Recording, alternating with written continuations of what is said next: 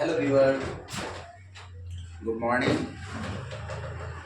आशा है आप लोग बहुत अच्छे से होंगे, स्वस्थ होंगे, सुखी होंगे और अपने जीवन में नया करने का जज्बा लेकर के अपना काम स्वयं कर रहे हैं। तो आगे की करिए। आज हम जय हिंद इंग्लिश क्लासेस भटियारी सराय दरभंगा में हैं,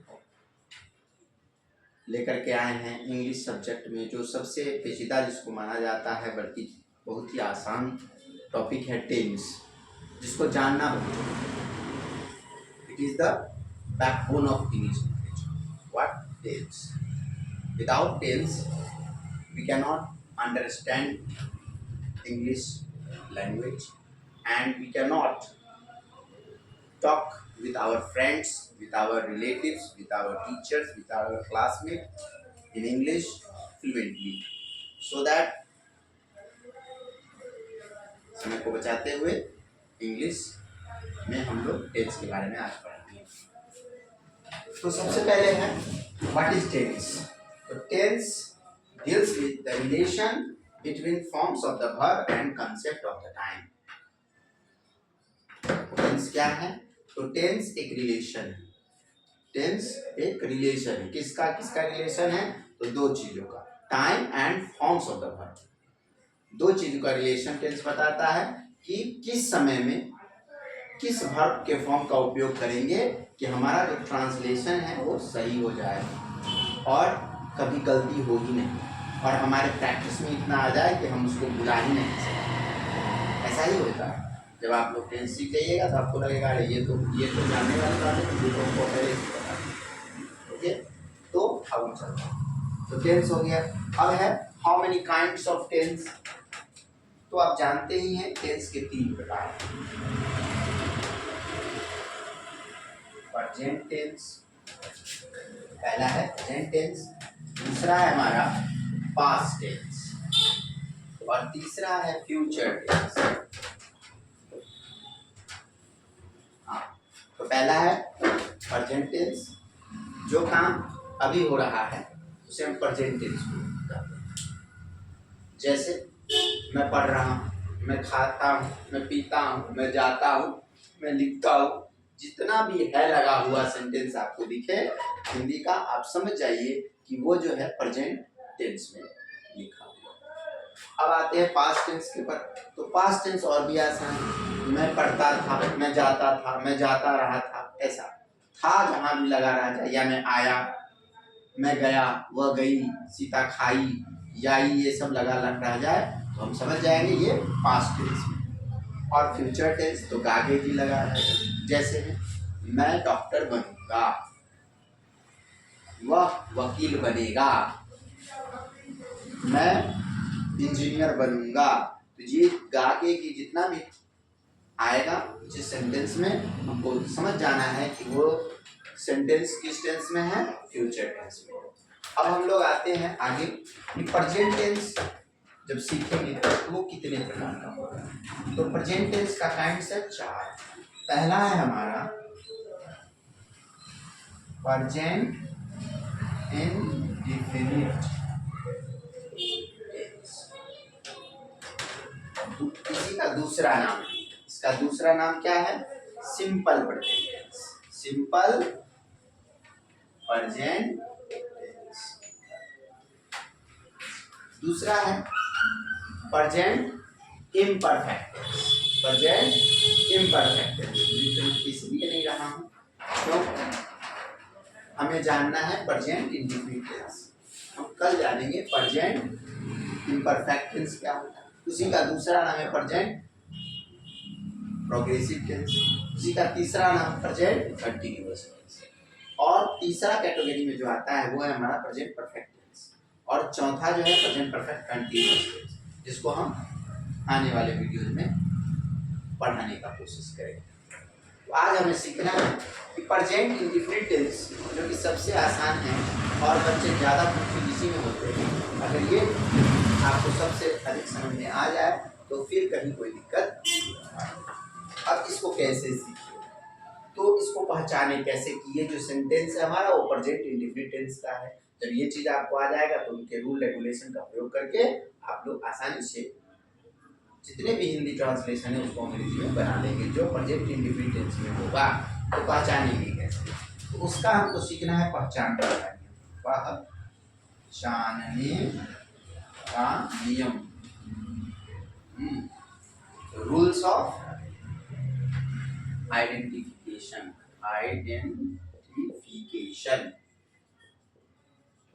पहचानेंगे कैसे, तो पहचानने का नियम है कि जिस हिंदी वाक्य के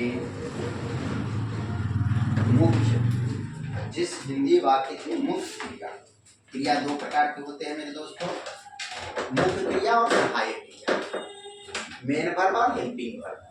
तो हेल्पिंग वर्ब तो 24 है, लेकिन मेन वर्ब अनंत है, अथाह है, जितना भी बस उतना कम।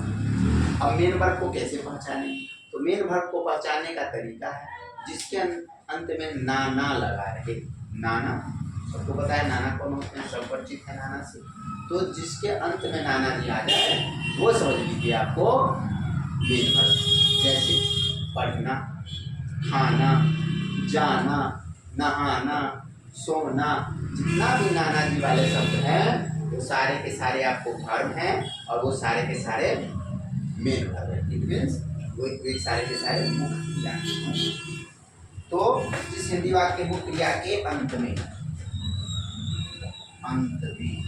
क्या है, ता है, ती है, ते हैं, ता हूं, आदि लगा रहे तो उसे प्रेजेंट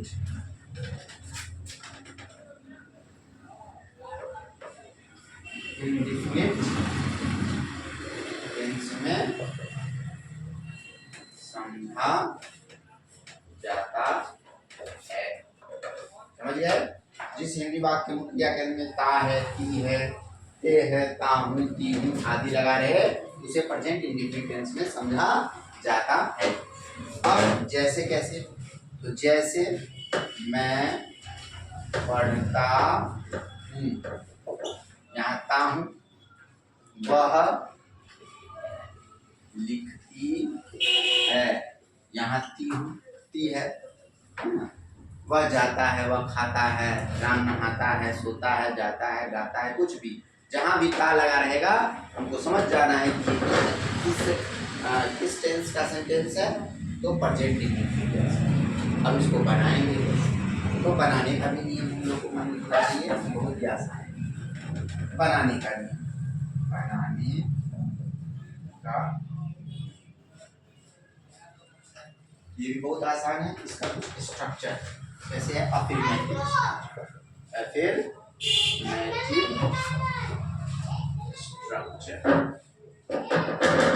अफर्मेटिव स्ट्रक्चर में है आपको सब्जेक्ट प्लस गिवन या given plus object. Subject plus given या गिवन प्लस ऑब्जेक्ट। तो सब्जेक्ट क्या होता है जानने वाली बात है। कोई कहे सब्जेक्ट हम किसे कहते हैं बताइए, तो जो काम करता है वही तो सब्जेक्ट है। सब्जेक्ट मीन्स क्रिया, सब्जेक्ट मीन्स कर्ता, हर मीन्स जो करता है वो काम करता है। जैसे मैं खाता हूँ तो मैं क्या हो गया, सब्जेक्ट। तुम जाते हो तो तुम क्या हो गया, सब्जेक्ट। अब हर जो काम करता है, जिस काम को किया जाता है, जैसे मैं पढ़ता हूँ, पढ़ने का काम हमसे हो रहा है तो मैं पढ़ता हूँ, ये पढ़ना जो हो गया वो आपको भर। अब है कि V1 V5 ये सब क्या है, तो हमको जानना है कि V1 V2 V3 V4 और V5। जैसे हम कहते हैं खाना, ये ईट माने खाना, ये V1 में आता है। उसी तरह एट माने खाया, उसी तरह ईटेड भी खाया यानी V3 में, और V4 में ING लगाएंगे जैसे E8 या ईटिंग। V5 में भी S या ES लग जाएगा जैसे EATS।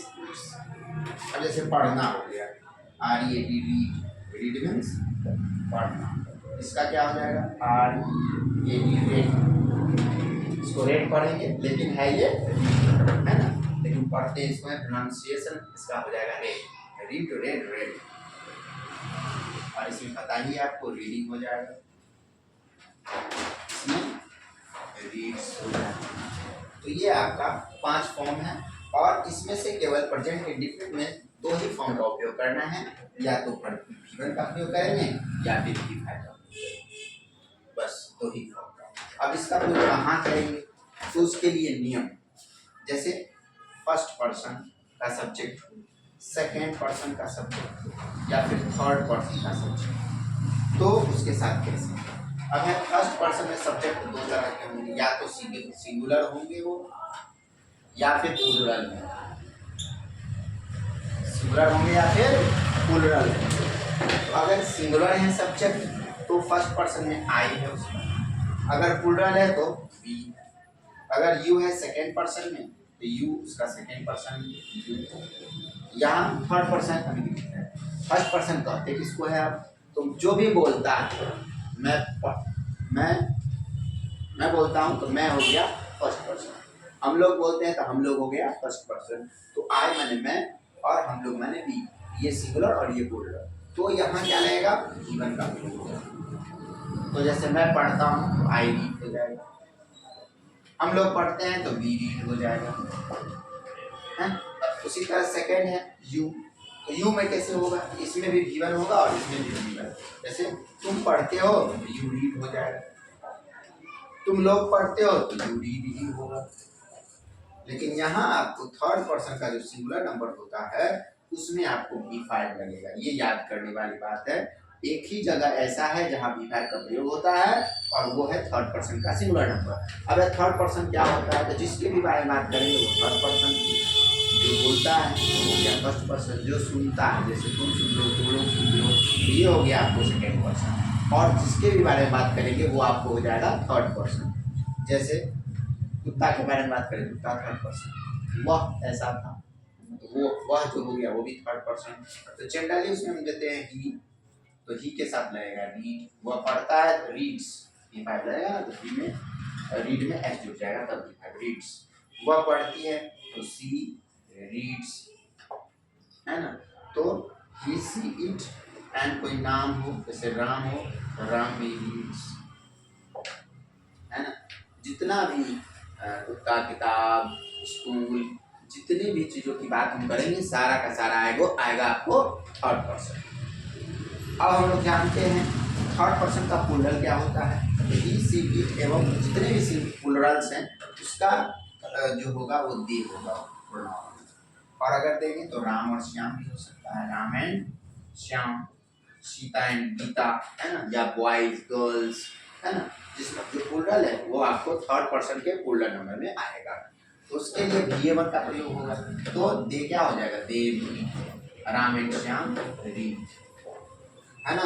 तो हमने क्या जाना कि मैं पढ़ता हूँ, वह पढ़ता है, यहाँ का है, ये प्रेजेंट इंडेफिनिट टेंस में क्या है। अब बनाने का क्या नियम है, तो सब्जेक्ट प्लस V1 या V5 प्लस ऑब्जेक्ट। अब है सब्जेक्ट हमारा, तो सब्जेक्ट अगर फर्स्ट पर्सन में हो तो हमको V1 का प्रयोग करना है, चाहे वो सिंगुलर हो या फिर प्लूरल। सब्जेक्ट अगर फर्स्ट पर्सन में हो तो हमको V1 का प्रयोग करना है, सब्जेक्ट अगर सेकेंड पर्सन में भी हो फिर भी हमको V1 का प्रयोग करना है, लेकिन सब्जेक्ट अगर थर्ड पर्सन के सिंगुलर नंबर में हो तो V5 का प्रयोग करना है, और सब्जेक्ट अगर थर्ड पर्सन के प्लूरल नंबर में हो तो V1 का ही प्रयोग करना है।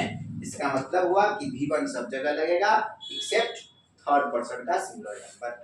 तो हमको ये जानने वाली बात है कि SEIS जो V5 होता है, V5 कहाँ लगाएंगे, जब सब्जेक्ट थर्ड पर्सन के सिंगुलर नंबर में हो। ये जानने वाली बातें हैं, किसी को दिमाग में रखना है कि जब भी थर्ड पर्सन का सिंगुलर नंबर आएगा वो V5 का प्रयोग करेंगे और कभी भी गलती नहीं होगा। अब है कि ये तो हो गई पढ़ाई की बात। अब है कि कोई छोटा बच्चा को हमको बताना है, अगर वो first person, second person, third person में उसको समझ में नहीं आ रहा है कि क्या है, नहीं कैसे होगा, नहीं होगा, तो उसके लिए सिंपल सा एक ट्रिक है, या कहिए तो वो जो ट्रिक ही तो समझ लेते हैं, वो है कि V1 का प्रयोग कहाँ कहाँ करेंगे, तो जहाँ सब्जेक्ट होगा आई, we, you, they and plurals, plurals। ठीक, और भी भाग का प्रयोग कहाँ करेंगे, जहाँ होगा he, she, it and singulars and singulars। ठीक है, तो सब्जेक्ट जब आई होगा, वी होगा, यू होगा, दे होगा एंड प्लूरल्स, बॉयज गर्ल्स, है ना, तो हम गिवन का प्रयोग करेंगे। और अगर सब्जेक्ट सिंगुलर, सब्जेक्ट विभाग का प्रयोग कहाँ करेंगे, विभाग का, जब सब्जेक्ट ही होगा, सी होगा, इट होगा और सिंगुलर होगा, boy girl, dog, cow, singular, तो इन सबों में हम विभाग का प्रयोग करेंगे। अब हम कहेंगे 2-3 सेंटेंस ऐसे बनाइए जिसमें भी गिवन और विभाग का प्रयोग हो रहा है, हम लोग उसको भी बना सकते हैं ना। आप लोग समझिए, तो स्क्रीनशॉट भी ले सकते हैं।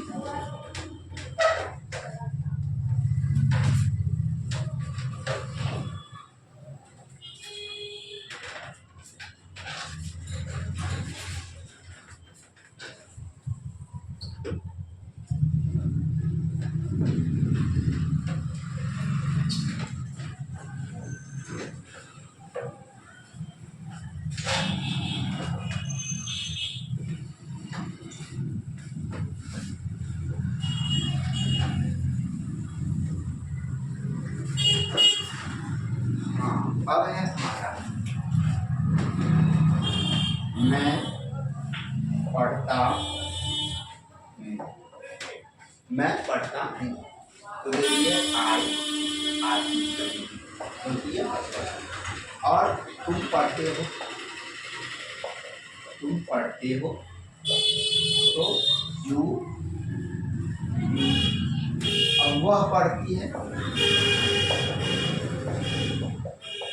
क्या होगा मेरे दोस्तों, तो वह पढ़ती है तो सी हो जाएगा, सी रीड्स, क्यों हुआ यहाँ रीड्स, क्योंकि ये सब्जेक्ट जो है थर्ड पर्सन के सिंगुलर नंबर में है, या फिर ये कहे ही है, सी है, तो सी के साथ क्या लगाएंगे, बाय, दोनों हिसाब से। या तो आप विभाग का याद किए थे तो क्या था, याद कीजिए, he, she, it and singulars, I, we, you, they, I, we, you, they and plurals, तो गिवन।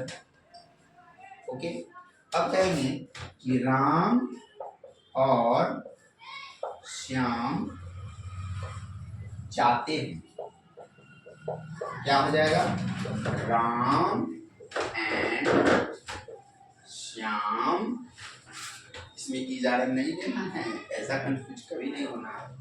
तो राम एंड श्याम, अब हमको गिवन देना है या फिर फैक्ट, इजाजत का कोई कंसेप्ट है नहीं, तो राम एंड श्याम जाते हैं, तो प्लूरल है, केवल गिवन का प्रयोग करेंगे तो वो हो जाएगा, राम एंड श्याम वो, है ना। सीधे रहेगा कि राम जाता है, राम जाता है, एक है राम गोes, राम नहीं रहेगा, अगर श्याम रहेगा, श्याम जाता है, श्याम जाता है, तो श्याम, तो ये हमारा हो गया अफर्मेटिव सेंटेंस। जितने भी है वाले जिसमें नहीं का प्रयोग नहीं किया गया है उसको हम लोग कहते हैं अफर्मेटिव सेंटेंस। अब हम लोग चलते हैं निगेटिव। अगर निगेटिव सेंटेंस हो जाए, मैं नहीं पढ़ता, नहीं पढ़ता, तो मेरे प्यारे साथी निगेटिव और भी आ सकती है, तो उसका स्ट्रक्चर क्या है, उसका स्ट्रक्चर हमको पहले जानना होगा। उसका स्ट्रक्चर है negative structure, negative structure. Negative structure है सब्जेक्ट प्लस डू या does plus not plus given plus object. Subject plus do या does plus not plus given plus object. हमको इसी सूत्र का उपयोग करके, इसी निगेटिव स्ट्रक्चर का उपयोग करके जितने भी सेंटेंस जो प्रेजेंट इंडेफिनिट में हो और नहीं लगा हो तो वो हम बना सकते हैं। जैसे मैं नहीं पढ़ता तो फिर हो जाएगा कि अच्छा इसमें क्या है कि डू या डज का, डू डज कहाँ लगेगा, तो डू है आपका V1 और डज है V5। तो जहां पर हमने V1 लगाया था वहां पर डू लगाएंगे, जहां पर हमने डज V5 लगाया था वहां पर डज लगाएंगे, और उसके बाद V1 V5 का कोई झंझट नहीं है, हमेशा और हमेशा ही हम लोग V1 का यूज करेंगे। जैसे मैं नहीं मैं पढ़ रहा तो मैं हो गया आई, अब आई के साथ क्या लगाए, डू लगाए या डज लगाए, क्योंकि सब्जेक्ट के बाद डू या डज देना है निगेटिव। तो हमको मालूम है आई है तो आई फर्स्ट पर्सन है, इवन ही लगता है यानी डू लगेगा, आई डू, और फिर नॉट तो देना ही है नॉट। अब गिवन देना है, तो गिवन क्या है, पढ़ना यानी रीड। ओके, तो हमने क्या जाना, मैं नहीं पढ़ता हूँ, आई डू नॉट रीड। इसी में है वह नहीं जाती है, तो वह का क्या होगा, सी। अब सी आप लोग जानते हैं थर्ड पर्सन का सिंगुलर नंबर है, तो इसमें क्या लगेगा, V5 है डच, डू लगेगा या डच, डच, तो यहाँ हम लोग लगाएंगे डच, तो सी डच। अब देना है नॉट, नॉट, और क्या देना है V1, V1 में जाना, जाना का होता है गो, हम लोग दे देंगे गो, तो सी डच नॉट गो, वह नहीं जाती है तो सी डच नॉट गो। अब है राम नहीं गाता है, राम नहीं गाता है, तो राम नहीं गाता है तो क्या होगा, राम, राम सिंगुलर है, थर्ड पर्सन का सिंगुलर, डच, डच, अब फिर नॉट भी देना है। V1 गाना का होता है सिंग, तो राम नहीं गाता है, राम डज नॉट सिंग। अब रहेगा राम गाना नहीं गाता है, राम गाना नहीं गाता है, तो राम का हो जाएगा राम। अब है राम के बाद क्या देना है, डू या डज, राम के साथ तो डज लगता है V5 डज, और फिर नॉट भी है, नहीं है तो नॉट, उसके बाद V1 देना है तो गाना का शेन। इसमें देखिए इतना जब हम लोग पढ़े उसमें कभी ऑब्जेक्ट का उपयोग नहीं किए थे, अब यहाँ दे दिया है गाना, गाना का होता है सॉन्ग, तो Ram does not sing a song, ये लग जाएगा सॉन्ग, तो राम गाना नहीं गाता है तो Ram does not sing a song. Very good, is it clear? अब है वह नहीं पढ़ती है, क्या हो जाएगा, सी डज नॉट रीड। मालूम है आपको सी V5 थर्ड पर्सन का सिंगुलर है, इसलिए V5 लगा, डज लगा, नॉट तो लगाना ही है, और सी डज नॉट रीड। ओके, अब हो गया हमारा निगेटिव क्लियर। अब हम लोग को जाना है इंट्रोगेटिव। अब है इंट्रोगेटिव कैसे करते हैं, तो इंट्रोगेटिव सेम इससे भी आसान भी है।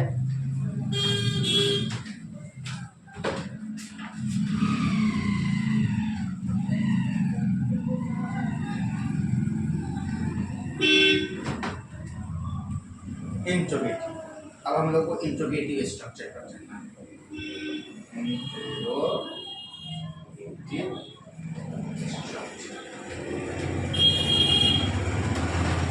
उसका है, इसमें क्या है, जैसे मैं एक लड़का हूँ, आई एम ए बॉय, मैं एक लड़का नहीं हूँ, I am not a boy.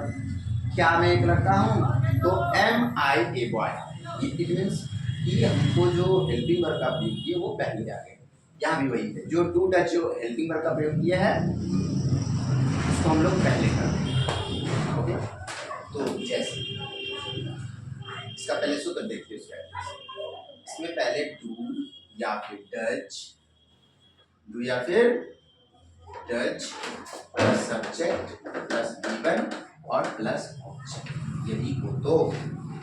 अब हम कहेंगे कैसे, तो क्या मैं पढ़ता हूँ, क्या मैं पढ़ता हूँ, क्वेश्चन है तो क्वेश्चन मार्क आ जाएगा, क्या मैं पढ़ता हूँ तो क्या हो जाएगा, यहाँ क्या है तो हमको डू या डच लगाना है, तो मैं के साथ तो डू लगेगा क्योंकि फर्स्ट पर्सन में है, तो डू, और मैं है तो सब्जेक्ट को I, do I read, do I read, क्या मैं पढ़ता हूँ, डू आई रीड।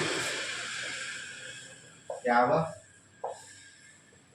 खाती है, तो इसमें क्या करेंगे हम, वह है तो उसके लिए तो verb आएगा, इट मींस डज आएगा, डज, डज सी रीड। अब ऑब्जेक्ट हमने लिए हैं, ऑब्जेक्ट वाला कि क्या सीता स्कूल जाती है, तो इसमें क्या होगा, डू या डज, तो सीता थर्ड पर्सन का सिंगुलर नंबर है तो मालूम ही है आप लोग को, तो उसके साथ क्या लगेगा, V5, तो does Sita go to school, does Sita go to school, okay, क्या सीता स्कूल जाती है, तो does Sita go to school, कैसे, तो डज सीता जो है आपको मालूम ही है थर्ड पर्सन का सिंगुलर नंबर है, उसके लिए डज आया, जैसा कि यहाँ दिया है, डू या डज देने के लिए उसका सब्जेक्ट सीता, तो सीता, अब वो क्यों कर दी, क्योंकि हमेशा देना है V1, तो वो हो गया।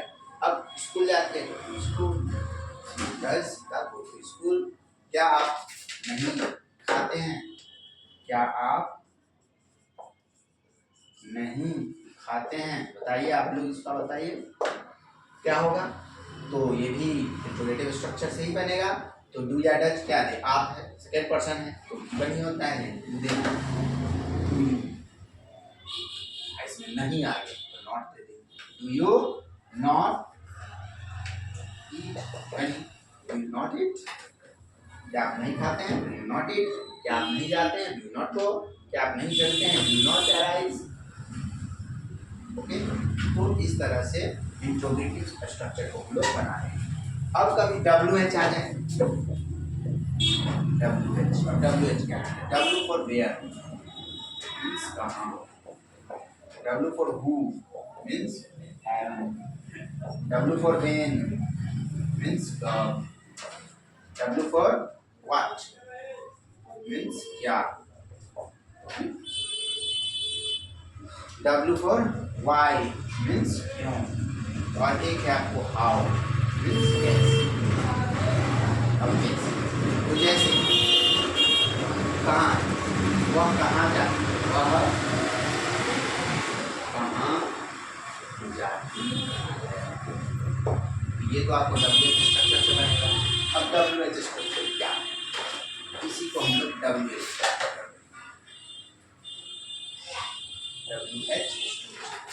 इसमें क्या करेंगे हम लोग को, पहले दे देना होगा WH plus plus subject plus V1 plus object, तो पहले WH यानी वह नहीं, पहले कहाँ वाला, WH कहाँ है, ये चल, where, who, when, what, why, हाउ, इसको कहते हैं WH, W for where, who, when, what, why, and H for how, कहाँ, कौन, कब, क्या, क्यों, कैसे, तो इन सब से ये सब शब्द जब आ जाते हैं इसको हम लोग WH क्वेश्चन कहते हैं, और WH क्वेश्चन को बनाने के लिए उसका स्ट्रक्चर क्या है, तो WH प्लस डू या does plus subject plus VS plus object. अब हम लोग इस पर चलते हैं, इस स्ट्रक्चर का हमको यूज कैसे करना है, तो सबसे पहले वह कहाँ जाती है, तो वह कहाँ, कहाँ हो गया WH, फिर कहाँ का होता है वेयर, तो मालूम है WH पहले देना है तो वेयर देंगे, वेयर, अब उसके बाद डू या डज, तो वह के लिए क्या लगाएंगे आप, वह है थर्ड पर्सन का singular number, it means V5 माने डज, वेयर डज, उसके बाद वह subject she, where does she, और जाना का होता है go, where does she go, okay. अब रहेगा कि आप क्यों खाते हैं, आप क्यों खाते हैं, ओके, तो इसमें भी WH क्यों, why, और आप हो गया सेकेंड पर्सन के लिए क्या आएगा, गिवन, इट मींस डू या डज, व्हाई डू, अब आप सब्जेक्ट, व्हाई डू यू, खाना होता है, व्हाई डू यू ईट, आप क्यों खाते हैं, व्हाई डू यू ईट, आप क्यों जाते हैं, व्हाई डू यू गो, वह क्यों आती है, व्हाई डज शी कम, आप क्यों पढ़ते हैं, Why do you read? आप क्यों जगते हैं? Why do you get up? So these are the simple sentences which is very important to translate into English.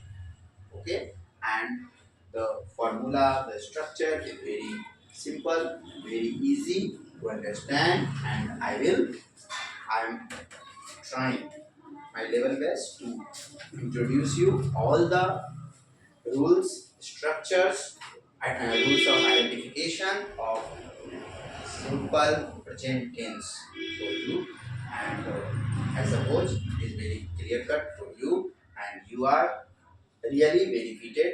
It's my hope. Okay. Thank you. Have a nice day, and please subscribe, share. It's your choice. Okay, Jenny.